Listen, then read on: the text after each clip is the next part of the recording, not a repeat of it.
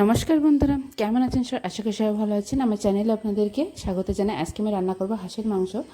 আর এখানে আমি প্রথমে মাংস রান্না করার জন্য আলুগুলো ভেজে নেব। আলু দিয়ে রান্না করব মাংসটা।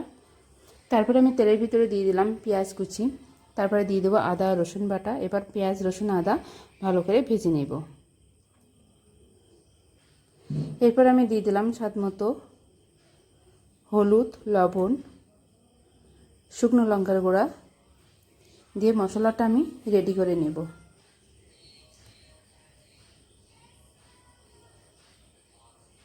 এরপরে আমি দিয়ে দেব হাঁসের মাংস।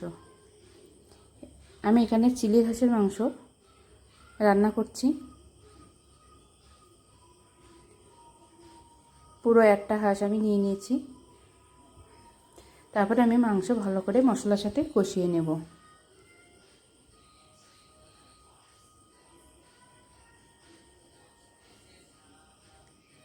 অল্প একটু কষানোর পরে এবার আমি দিয়ে দেব জিরা আর গোলমরিচ বাটা একসাথে বেটে নিয়েছি। আমি সম্পূর্ণ বাটা মশলায় আমি রান্নাটা করব। আর হাঁসের মাংস সাধারণত নারকেলের দুধ দিলে কিন্তু দারুণ লাগে, এই জন্য আমি দিয়ে দিচ্ছি নারকেলের দুধ হাফ বাটি। হাঁসটা একটু বড়, এই জন্য আমি নারকেলের দুধটা একটু বেশি পরিমাণে দিয়েছি। তারপরে ভালো করে আমি কষিয়ে নেব। হাঁসে প্রচুর তেল হয়েছিল, এই জন্য সম্পূর্ণ কোনো জল দেয়নি। তেলে সম্পূর্ণ মাংসটা কষানো হয়ে গিয়েছে। এবার আমি দিয়ে দেব জল।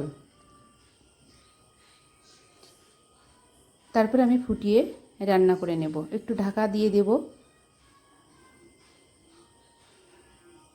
যেন তাড়াতাড়ি সিদ্ধ হয়ে যায়।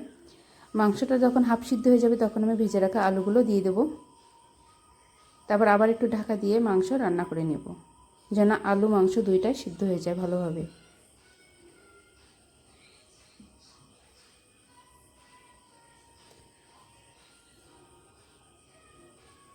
20 থেকে 25 মিনিট পরে মাংস আলু ভালোভাবে সিদ্ধ হয়ে গিয়েছে, রান্নাটাও কমপ্লিট হয়ে গিয়েছে। এবার আমি দিয়ে দেব গরম মশলা বাটা।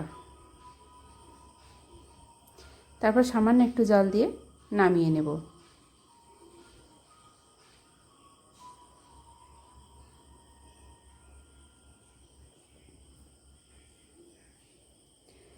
রান্নাটা হয়ে গিয়েছে, এবার আমি এটা নামিয়ে নিব। আর কালারটাও কিন্তু দারুণ আসছে, আর খেতেও খুবই টেস্টি হয়েছে।